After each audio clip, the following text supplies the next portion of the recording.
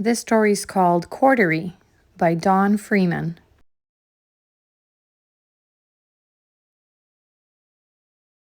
Corduroy is a bear who once lived in the toy department of a big store. Day after day, he waited with all the other animals and dolls for somebody to come along and take him home. The store was always filled with shoppers buying all sorts of things, but no one ever seemed to want a small bear in green overalls. Then one morning, a little girl stopped and looked straight into Corduroy's bright eyes. "Oh, Mommy," she said, "look, there's the very bear I always wanted." "Not today, dear," her mother sighed. "I've spent too much already. Besides, he doesn't look new. He's lost the button to one of his shoulder straps." Corduroy watched them sadly as they walked away. "I didn't know I'd lost a button," he said to himself. "Tonight I'll go and see if I can find it." Late that evening, when all the shoppers had gone and the doors were shut and locked, Corduroy climbed carefully down from his shelf and began searching everywhere on the floor for his lost button. Suddenly, he felt the floor moving under him. Quite by accident, he had stepped on an escalator, and up he went. Could this be a mountain? He wondered. I think I've always wanted to climb a mountain. He stepped off the escalator as it reached the next floor, and there, before his eyes, was the most amazing sight. Tables and chairs and lamps and sofas and rows of beds. "This must be a palace," Corduroy gasped. "I guess I've always wanted to live in a palace." He wandered around, admiring the furniture. "This must be a bed," he said. "I've always wanted to sleep in a bed." And up he crawled onto a large, thick mattress. All at once, he saw something small and round. "Why, here's my button," he cried, and he tried to pick it up.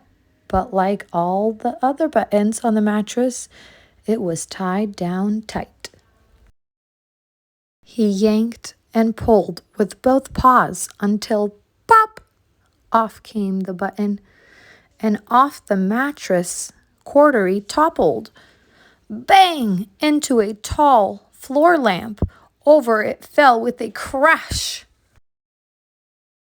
Corduroy didn't know it, but there was someone else awake in the store. The night watchman was going his rounds on the floor above. Then he heard the crash. He came dashing down the escalator. "Now, who in the world did that?" he exclaimed. "Somebody must be hiding around here." He flashed his light under and over sofas and beds until he came to the biggest bed of all, and there he saw two fuzzy brown ears sticking up from under the cover. "Hello," he said. "How did you get upstairs?" The watchman tucked Corduroy under his arm and carried him down the escalator and set him on the shelf in the toy department with the other animals and dolls.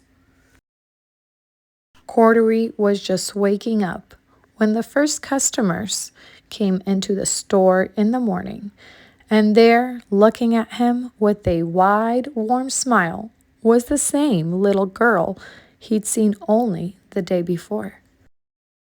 "I'm Lisa," she said, "and you're going to be my very own bear. Last night I counted what I've saved in my piggy bank, and my mother said I could bring you home. Shall I put him in a box for you? The sales lady asked. Oh, no, thank you, Lisa answered, and she carried Corduroy home in her arms. She ran all the way up 4 flights of stairs into her family's apartment and straight to her own room. Corduroy blinked. There was a chair and a chest of drawers, and alongside a girl-sized bed stood a little bed just the right size for him. The room was small, nothing like the enormous palace in the department store. This must be home, he said. I know I've always wanted a home. Lisa sat down with Corduroy on her lap and began to sew a button on his overalls. I like you the way you are, she said, but you'll be more comfortable with your shoulder strap fastened. You must be a friend, said Corduroy. I've always wanted a friend. Me too, said Lisa, and gave him a big hug. The end, and that's it for this story.